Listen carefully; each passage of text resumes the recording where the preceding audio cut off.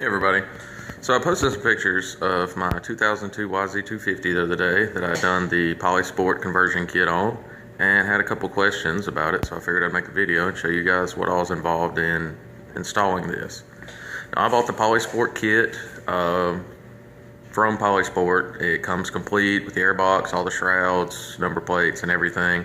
It comes with some instructions, but they're pretty terrible, so I'm going to point out what you need to do right here. It's pretty simple.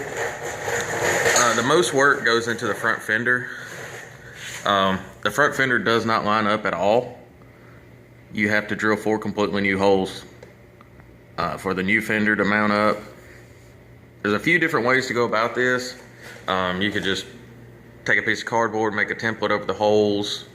If you have your old fender, you can turn it upside down and take a Sharpie and mark the holes on the new fender and drill those out. What I did was take the 4 fender bolts and install them into the triple clamp, and once they were installed, I took a little bit of grease and put on the head of each bolt, and then lined my fender up with the front wheel and slid it up to the bolts, and then where the grease touched the fender, I just drilled out my holes. So that worked pretty well. You can find 100 different ways to do it, I'm sure.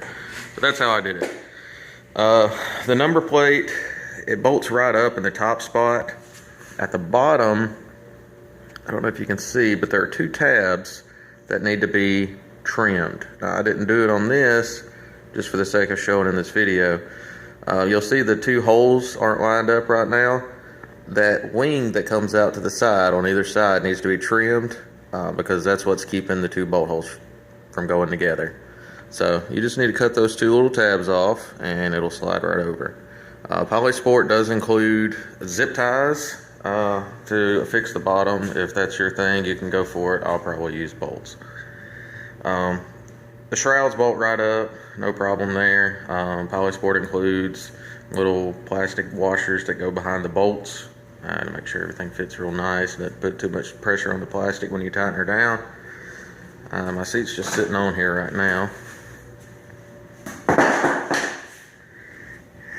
You can see it bolts right up. I'm running the 2018 Yamaha white edition graphics on this one. I wanted a OEM look. The airbox wasn't too bad. All you've got to do on it, you've got to keep your intake boot, which you can't see, but it's that rubber thing right here, and the intake plastic piece on the inside. And what you'll do is there's a hose clamp that holds it in on your old one. You'll take it off, and then there's a plastic collar. You remove it, and then the intake itself will separate, and you take those 2 pieces, slide it in the new one. I didn't use the collar on this one because there wasn't enough room, but it's in there tight, and despite the scrappy air filter, you can see it's not going anywhere. Then you put in your factory wing nut and everything's good to go. You do have to remove the subframe to do this, obviously. While I had mine off, I went ahead and cleaned it up a little bit, but the new airbox does fit in there perfect, no modification needed. So once you get the intake boot on, you can install it into the airbox, and it bolts up here, and then it bolts on the back with your rear fender. The rear fender also slides on, no problem. Now, Yamaha did switch to quick clips for these body style bikes, and you can purchase those clips if you want to be factory. I'm using bolts just because I had bolts. Once that's done, all that's left is your number plates. They are kind of tricky to get on. You've got 3 taps here, 1, 2, 3, and they have a little lip on them. So the easiest way I found to get them on was to line up the lips on those 3 clips, and then you can kind of flip it side to side. And then there's a small channel here, and I've left my silencer off so you can see. There's a small channel right there where the rear fender meets the side plate on either side, and it has to slide into there. It's kind of tricky at first.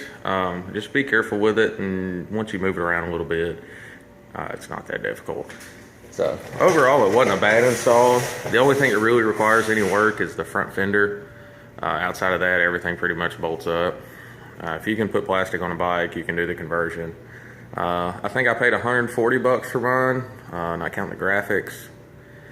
The only thing I will mention is when you do go to buy graphics, Yamaha did change the fork guards along the years.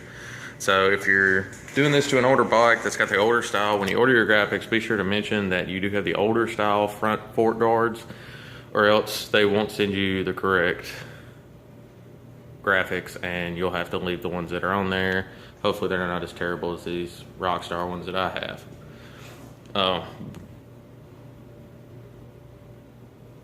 Outside of that, anything from 96 to I think mid 2000s fits. That's a 96 there, it's got the same ones.